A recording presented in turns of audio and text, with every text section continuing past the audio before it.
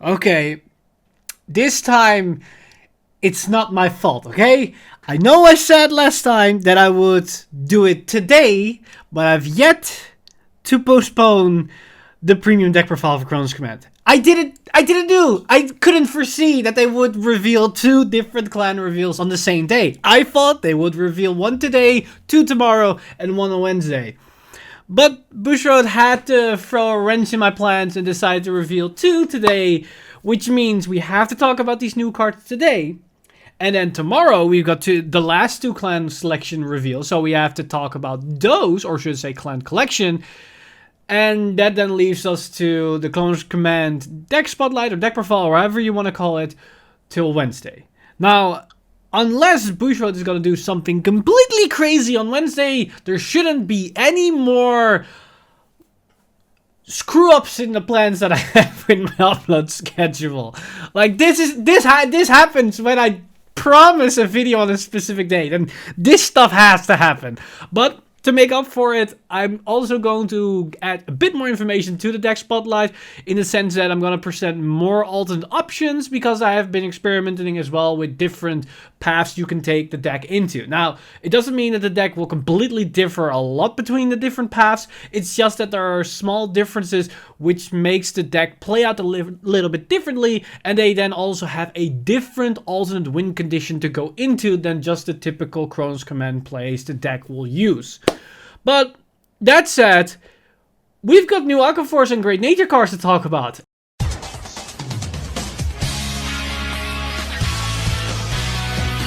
Stand up! Vanguard!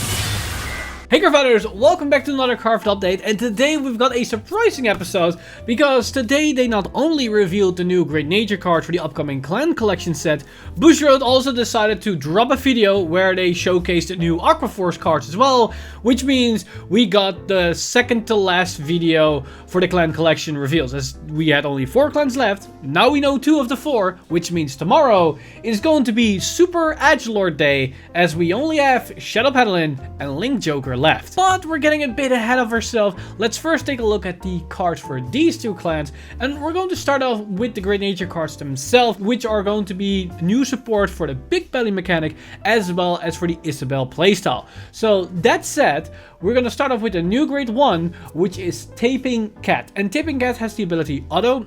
When this unit is retired from the rearguard circle, or this card is discarded from your deck, aka the milling mechanic of the lottery mechanic, cast Soulless 1 and perform one of the following: draw a card, or choose one of your rearguards and it gets power plus 5 until the end of turn. So this card is effectively either a Soulless 1 to draw, or Soulless to give 5k power to the board.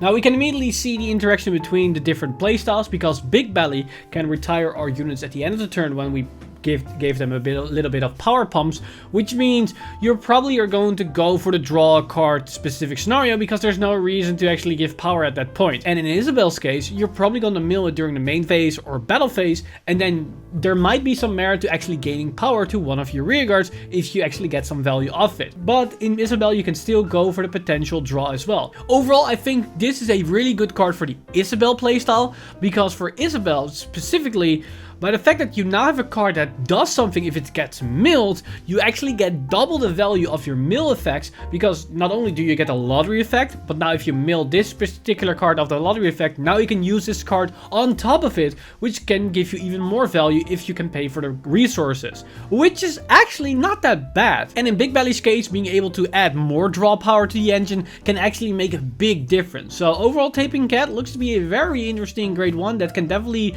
find its way in these 2 specific playstyles. Now another card which is relatively generic that can definitely find its way in a lot of decks is a new Grade 2, which is Compass Lion. And we already knew that this is going to be a big beefy boy, because it's going to have a 13k base power, so that already tells us that it's going to be hard to attack into it if the Great Nature player went first, or it's even good as a defensive option if you went second, because your opponent might be on a 13k base, but now it's much harder for them to hit into you.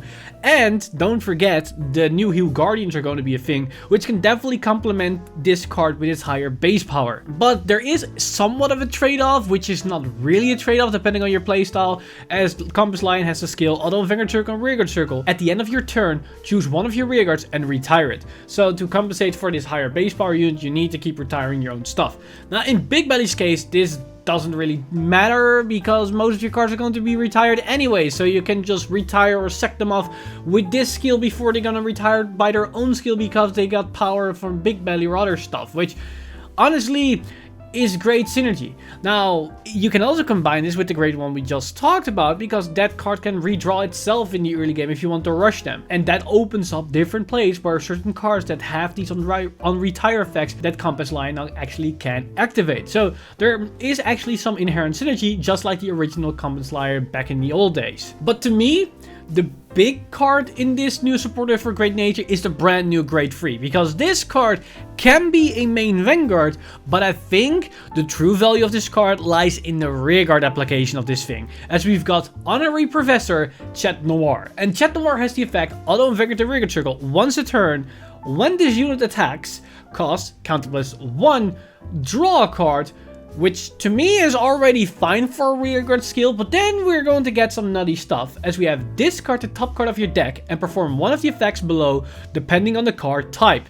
If this unit is on a Vanguard Circle, perform both effects regardless of the card type. So we already can see that we're going to get one of the other for a normal unit trigger unit, but if it's the Vanguard Circle, it gets them both. So this can be a great first right target if you cannot go into Isabel at full power, so you can definitely go into this thing as a first right option. Because what's going to happen is, if you mill a normal unit, choose two of your rearguards and they get power +5k until the end of turn. At the end of the turn, retire those units. So we got power pumping that can work with Isabel. Now, interesting enough, this can also synergize with Big Belly because it can also be a rearguard unit. So if we hit the normal unit, then in Big Belly's case, we're gonna pump those two units even further. They can potentially restand with Big Belly, and then they're gonna retire at the end of the turn, which then allow you to draw those cards back with Big Belly. So that's also good synergy. But it also has the other effect: if you mill a trigger, choose one of your rearguards until the end of turn. That unit can attack from the back row and gets power +5k, and at the end of the turn, retire that unit. So again, we see the synergy with Big Belly, where it's going to be retire itself, which then draws you into more cards, but you power up a back row unit that then also can potentially attack. And some units can get pretty big powers, or you can stack a lot of power onto a unit, and with Big Belly potentially resending that unit, now you have a back row attacker that can potentially swing twice. I don't know how consistent that is, but it's a potential thing that can matter. But if we look at this in context of Isabel, we can see how ridiculous this thing is, because as a first right target, we get both effects, which means we can give a unit +10k power and allow it to attack from the back row, which is actually pretty good, because that means our grade 2s are going to be 19k attackers.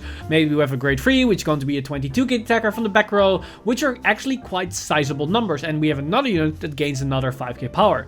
Now, of course, they're going to retire themselves, so that can be a bit annoying, but a lot of cards within the Isabel engine have unplace effects, and after they use them, they're kind of dead in the waters and just warm bodies on the board than anything else, unless you can use the new Isabel's effect to reactivate those skills. But that's looking at this card as a first right option. The crazy part about this is that this also works as a rearguard unit in the Isabel engine, because if you have Isabel's skill online, that means even as a rearguard unit, you're gonna get both effects. And then it's actually a very powerful support card for Isabel, as it pumps the board, it gives multi-tag on top of the fact that you have Axel Circles, and then it can allow you to generate more value over all the effects that you're gonna give. Which is kind of ridiculous, because this can be a very powerful finishing turn play where you don't really mind retiring your own units, because you're going to try to win on that turn. Because if you have two Chatnoirs, for example, in the field, that can be dangerous, because now you can give two back row units an increase of 15k power, which both can attack from the back row, which can be pretty dangerous in the right circumstances. So Chatnoir is pretty flexible in the sense that it works very nicely for Big Belly, it works also very nicely for Isabel, it's also a pretty good own Vanguard unit to ride that then can combine with the Isabel engine or just any other generic engine that works, or just the Big Belly engine itself, which is kind of interesting. I'm very curious on what direction Chatnoir actually is going to go, which variant of the Chatnoir deck is going to be the best performing one. Is it going to be a pure one? Is it going to be the Isabel one? Or it's going to be the Big Belly one? I'm kind of curious, honestly.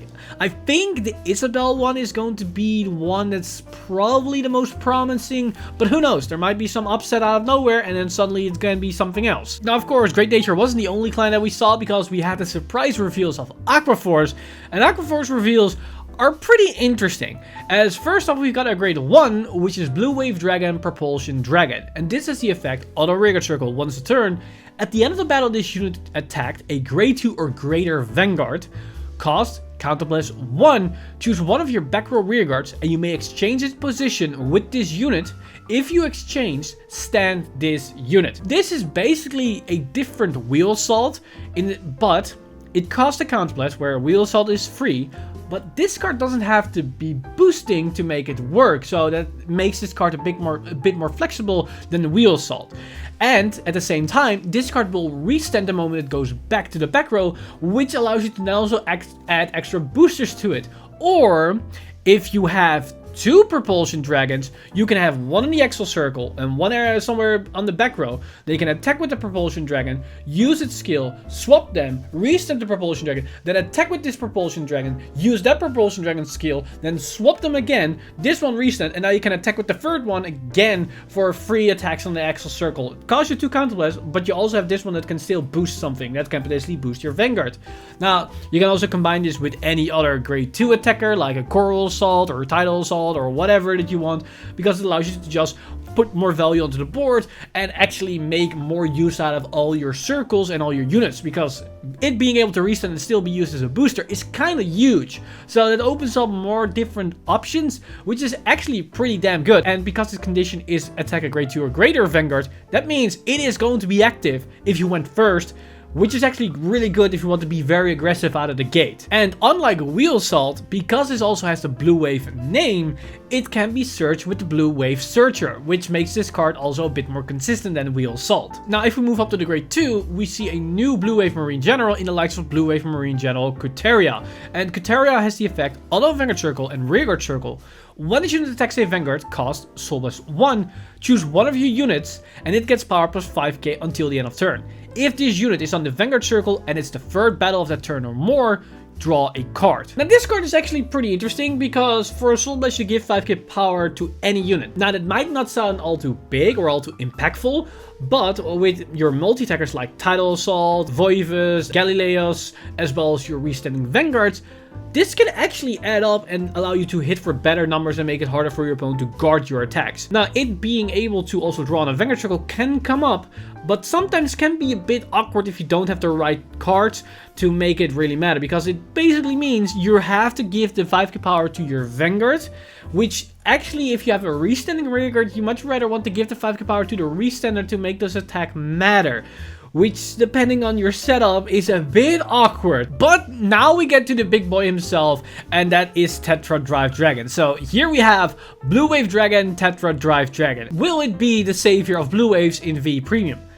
Honestly, I'm not so sure, but he does look very interesting, because we got Blue Wave Dragon, Tetra Drive Dragon, and its skills are Act on Vanguard and Rearguard Circle, cost counter plus 1, and this unit gets power plus 2k until the end of turn. Okay, when people were already pissed about Maelstrom, counter plus 1, give the front row plus 3k power at the beginning of V, I cannot imagine how people are reacting to this skill. It's less power and only to 1 unit. Now, I am aware this is somewhat of an homage to its original skill, but come on, this is kind of a joke.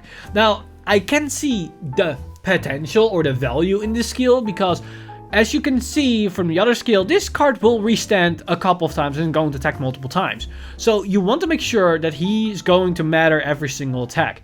Now, it being a 12k base means against force, he cannot hit unless he's boosted, and there are no boosters that can keep resending himself. So you want to make sure that this card actually can do something on his own. The 2k power allows him to meet that threshold and can even hit the threshold of certain great force, which can come up. And at the same time, if you're up against Protector Axel and you went first, this does actually make a better magic number because it becomes a 14k attacker against their 9, which is a magic number. And in a scenario where you have a lot of counterblast, you can use this skill maybe 3 times, giving him plus 6k, making him an 18k, which is a magic number against any grade 3 force unit. So there are some scenarios, but I think it's very, very specific to actually make it matter. Now, the big payout about this card is its secondary effect. And this also showcases why the grade 2 that we just talked about can actually matter, because we can use the 5k power pump on this guy. Because he has a skill, Auto and Vanguard Circle. At the end of the battle that your rearguard attacked, perform the following effects below, depending on what numbered battle that battle was this turn. 4th battle cost, discard 2 cards from your hand, stand this unit, and it gets drive -1 until the end of turn. 7th battle cost, counter +1, and discard a card from your hand and stand this unit. So this can be a triple attack Vanguard. You can attack it somewhere in the early attack, so on your 1st, 2nd, or 3rd attack. Then the moment your rearguard attacks for the 4th time, then you can restand him. Then for the 5th or 6th attack, you can attack with it. And then for the 7th attack as a rearguard unit, you can restand him again and attack again. This means there's going to be a lot of Vanguard pressure coming from your side of the field, which can be really good if you want to pressure your opponent, because most of Aquaforce attacks are kind of low pokes, and especially what we see now with the new support as well.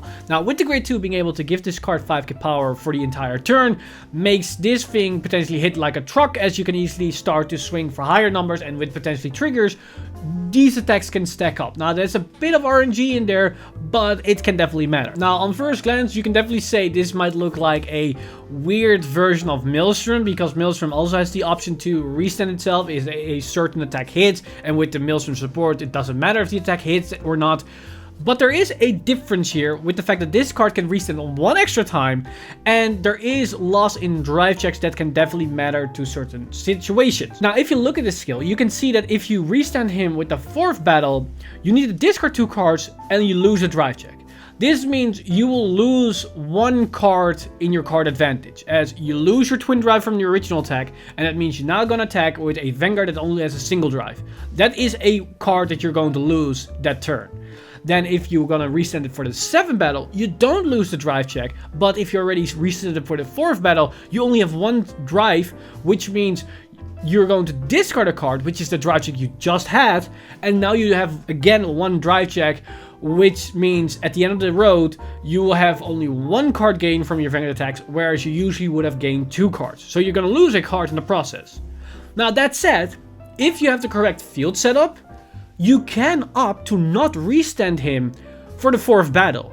Meaning, if you go into the 7th battle on the rearguard spot, then you can restand him with that skill, counter +1, discard a card, and it restands still with twin drive. And now you will have 4 drive checks and you only lost 1 card, which means you go up in 3 cards instead of the 2 that most other Vanguards do typically.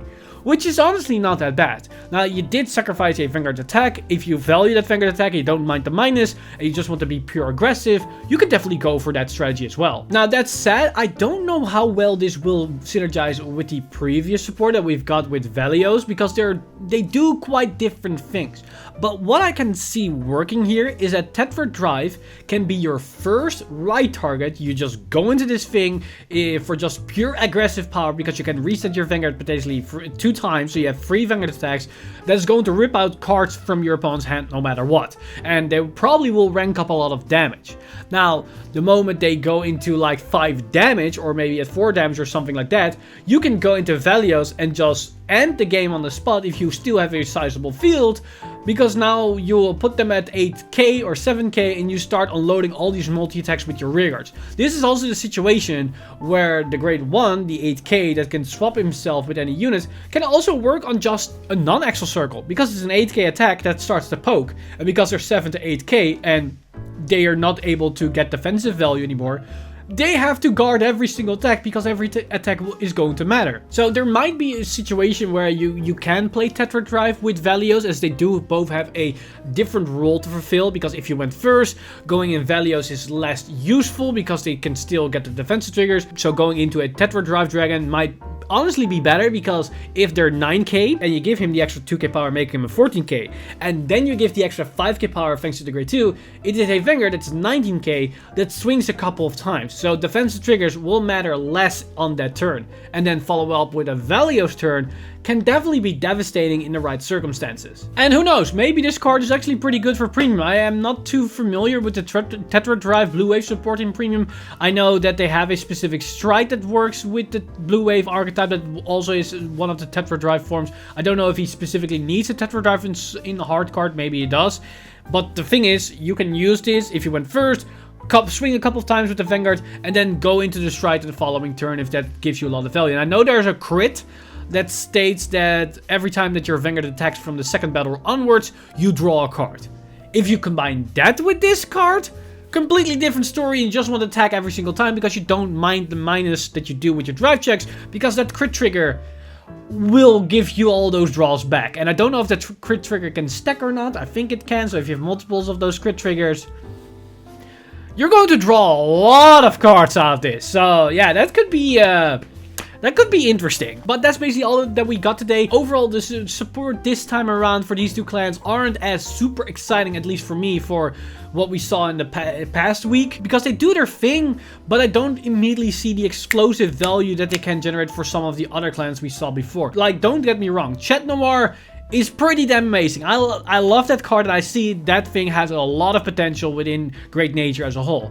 But as for the Blue Wave support, they're fine, but I don't really know if Tetra Drive Dragon is actually enough to do something for the clan right now in V Premium, as it still does look like a different Maelstrom with potentially a bigger payout, with at the same time also more annoying hoops to jump through, and it doesn't have an instant win condition in the form of Glory Maelstrom. So there are things to consider here to see if they're actually good enough, but hey, we have been surprised many times before where we thought certain cards weren't as good, and then suddenly they turn out to be actually bonkers. So that said, let me know in the comments down below what you guys think of these new cards. Are you excited about the new Chatnoir support or the Great Nature stuff? Or are you excited about the new Blue Wave cards? Let me know all your thoughts in the comment section down below.